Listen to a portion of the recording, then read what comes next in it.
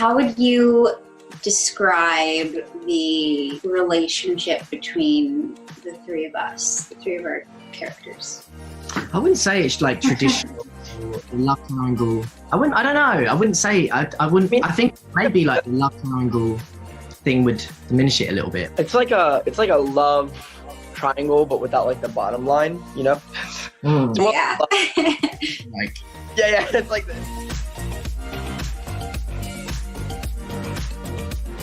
Simon was pretty set on what his sexuality was, and Victor is not really so sure of that. So it's kind of like his story of self-discovery. You could see that Victor in a way is kind of disconnected from the world, such as Simon was, and he feels like a part of him is hiding.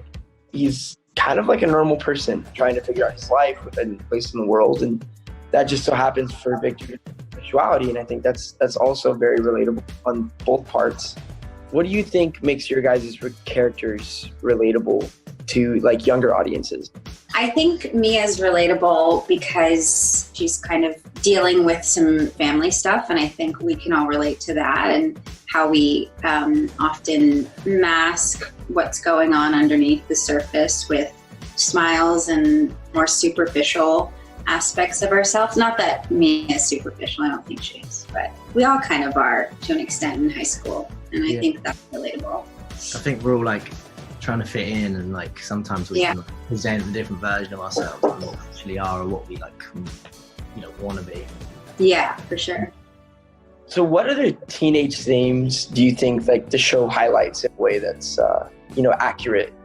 One of the main ones is finding where you fit in. That exciting element of meeting new people in high school and like having chemistry with people. It's kind of the first time you get that sense happening in your life and that kind of freedom that comes with it, Just different kinds of relationships, like I guess romantic relationships, and then also friendships and how they kind of develop and change. Family dynamics. There are generational gaps that like definitely impact how you like relate to your family. What did you think about like labeling yourself in high school, and like, or did you think about that? Is it something that was on your mind a lot? Honestly, I feel like I've always kind of labeled myself in a way where it's like, I'm an actor, I'm this and I'm that. And, I think people do it throughout life. And just like, people, when you meet someone, most of the time you ask them, what do you do? And say, I am blank.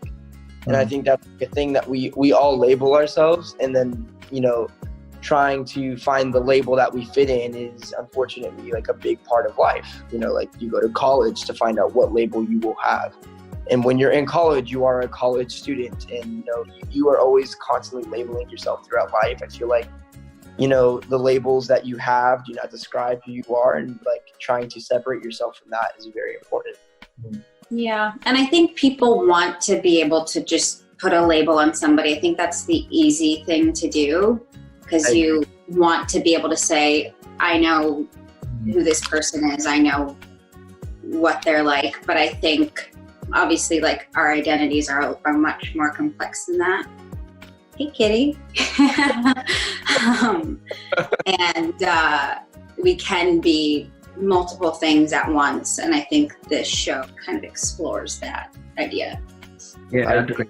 Because when you kind of say like what Michael was saying, oh, I am this, or like there's a load of ideas that come with that, isn't there? And like, it's limiting. It's limiting, and sometimes it's more freeing to be like, you know what, I'm not gonna put pressure on this. I'm not gonna label myself.